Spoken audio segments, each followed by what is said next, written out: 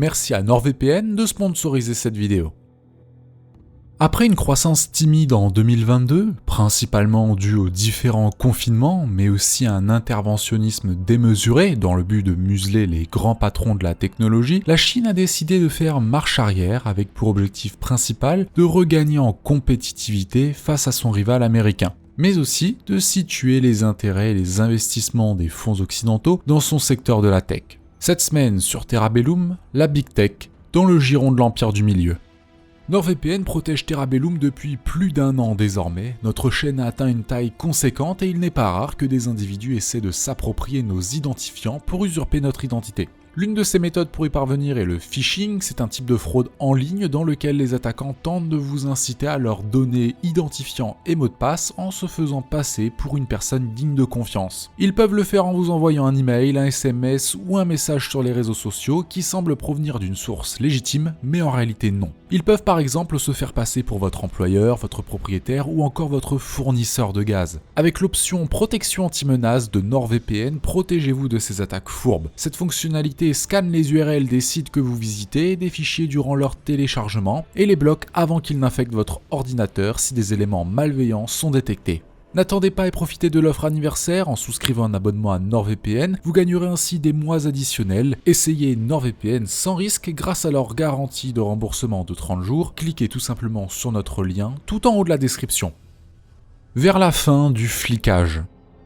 Malgré un assouplissement des campagnes réglementaires ciblant les grandes entreprises technologiques, de nouvelles réglementations et la surveillance du secteur privé suggèrent que Pékin envisage de gérer le développement technologique avec fermeté dans un avenir proche. Ces changements augmenteront les risques de conformité et de réputation pour les entreprises technologiques chinoises auprès de leurs partenaires occidentaux. Depuis début janvier, les régulateurs chinois et les dirigeants du Parti communiste ont annulé des enquêtes de longue date sur le secteur de la technologie, en partie pour relancer la croissance économique après le ralentissement économique chinois de 2022. Premièrement, le chef de la commission de réglementation des banques centrales et des assurances de Chine, aussi appelé CBIRC, a noté que la campagne visant à rectifier les activités financières de 14 sociétés avait pris fin. Et la commission centrale de contrôle de la discipline a révélé le 10 janvier qu'elle avait retiré ces entreprises de sa liste pour les enquêtes anticorruption en 2023.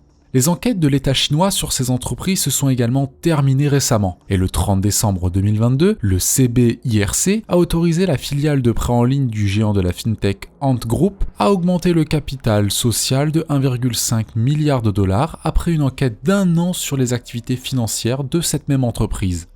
Au niveau de l'élite également, le soutien au secteur augmente. Le Premier ministre Li Keqiang ayant exhorté le 13 janvier le régulateur public du marché à soutenir le développement sain et durable de l'économie des plateformes. Ces développements coïncident avec le fait que les dirigeants chinois expriment leur inquiétude concernant l'économie suite à la croissance terne du produit intérieur brut de la Chine de 3% en 2022, nettement en deçà des objectifs de Pékin officiels d'environ 5,5%. Ainsi que des commentaires sur la stimulation de la croissance économique, en partie en facilitant les enquêtes sur le secteur technologique. La fin du Far West. Les enquêtes visaient à ramener les entreprises technologiques en conformité avec l'autorité de l'État après des années d'impunité relative pour les principales entreprises du secteur. Et elles ont commencé avec l'introduction en bourse suspendue d'ANT en novembre 2020, à la suite des commentaires désobligeants du fondateur Jack Ma envers les régulateurs financiers. L'examen réglementaire ultérieur du gouvernement sur Ant Group, ainsi que Tencent, JD.com, Pinduoduo et d'innombrables autres géants de la technologie, qui a effectivement mis fin à l'ère du Far West de la Big Tech en Chine, où les entreprises technologiques pouvaient collecter et traiter des données, effectuer des fusions et acquisitions et innover librement avec peu de restrictions de la part de Pékin. La raison exacte de la répression n'est pas encore tout à fait claire, car les implications de Pékin, par exemple les préoccupations concernant la sécurité des données, ne sont souvent que la pointe de l'iceberg. Mais il semble que les enquêtes aient été motivées par le mécontentement de Pékin face au manque de loyauté politique de l'industrie, comme en témoignent les commentaires de Ma, par exemple. Comprenez-la, vous pouvez récolter des données sur les utilisateurs, mais permettez au moins à l'État chinois de jeter un petit coup d'œil de temps en temps. Cependant, d'autres mesures visant à étendre la portée de Pékin dans l'industrie technologique suggèrent que le contrôle de l'État sur le secteur se poursuivra par différents moyens.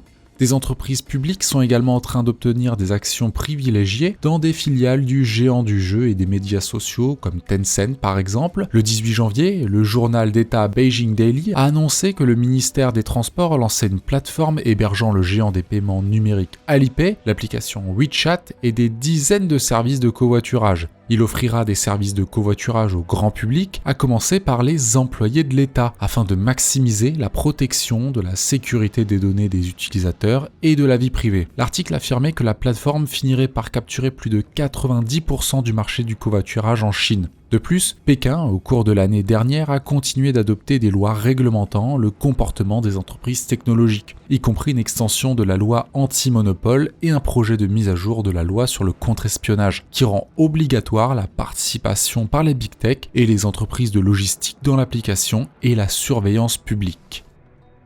Le comeback étatique.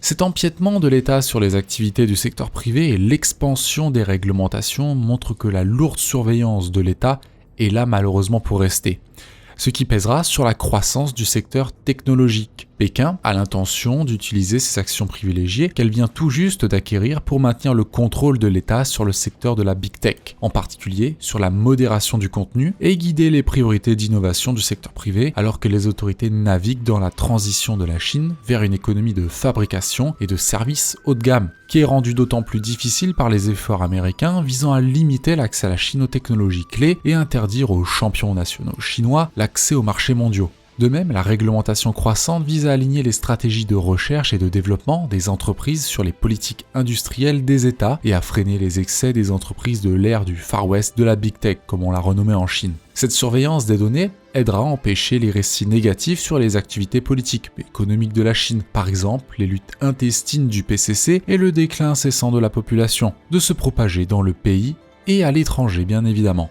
Cette nouvelle norme d'intervention accrue de l'État dans le secteur privé et de contrôle réglementaire étouffera l'innovation en dehors des secteurs sanctionnés par l'État, tout en générant des risques de conformité et de réputation pour les entreprises technologiques chinoises et leurs partenaires occidentaux. Et oui, pour un investisseur classique, avec un minimum de jugeote, investir dans une entreprise contrôlée tout en partie par l'État chinois n'est généralement pas la meilleure des stratégies.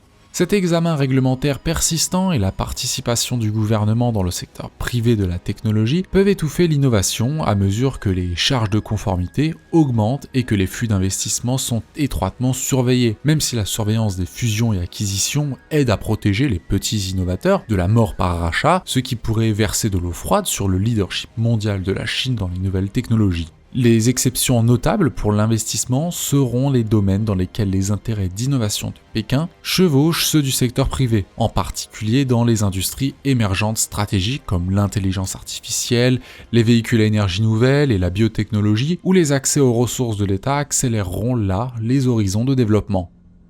Mais même dans ces secteurs, les nouvelles réglementations peuvent imposer des contraintes de conformité.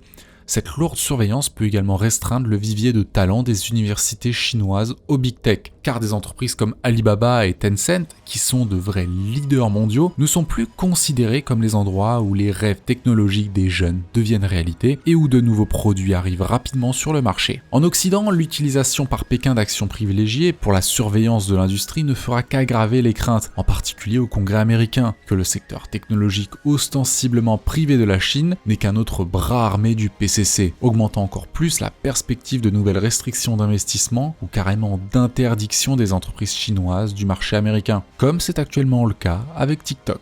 Chez lui, Pékin aura besoin de cette plus grande influence sur les big tech pour gérer les troubles sociaux renouvelés à la suite des manifestations anti-Covid du 25 et 27 novembre 2022. Ce besoin incitera une collaboration publique-privée plus approfondie sur la surveillance publique et la gestion du contenu, ainsi que de l'examen minutieux des médias étrangers. Vers l'internationalisation du yuan. La deuxième stratégie de la Chine pour accroître sa domination est de considérablement booster la part du yuan dans les échanges internationaux.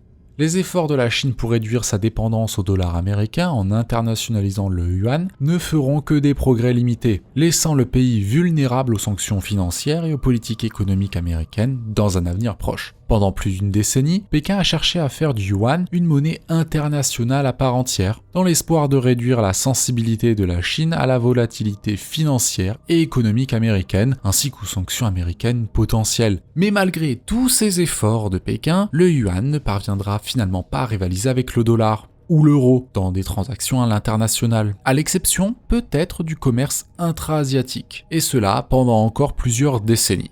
La Chine continuera donc d'avoir du mal à s'isoler de la volatilité financière liée au dollar et des sanctions américaines, car la dynamique des alliances géopolitiques et économiques, ainsi que la prévalence des effets de réseau et des avantages d'opérateurs historiques, limitent le rôle international du yuan et contribuent à maintenir la domination mondiale du dollar. Le dollar américain restera la devise internationale dominante dans le monde, à moins d'événements extrêmes tels qu'un défaut de paiement de la dette américaine ou de l'éclatement de la zone euro. Enfin, Washington surveille également de près le yuan et, dans le cas improbable où son internationalisation commencerait à affaiblir le rôle du dollar américain, Washington accélérera sûrement les efforts pour émettre un dollar numérique, ce qui préservera la domination du dollar. Comme toujours, c'est le jeu du chat et de la souris entre ces deux hyperpuissances, et cela, peu importe la thématique. Et encore un grand merci à NordVPN pour avoir sponsorisé cette vidéo et pour permettre ce type de production.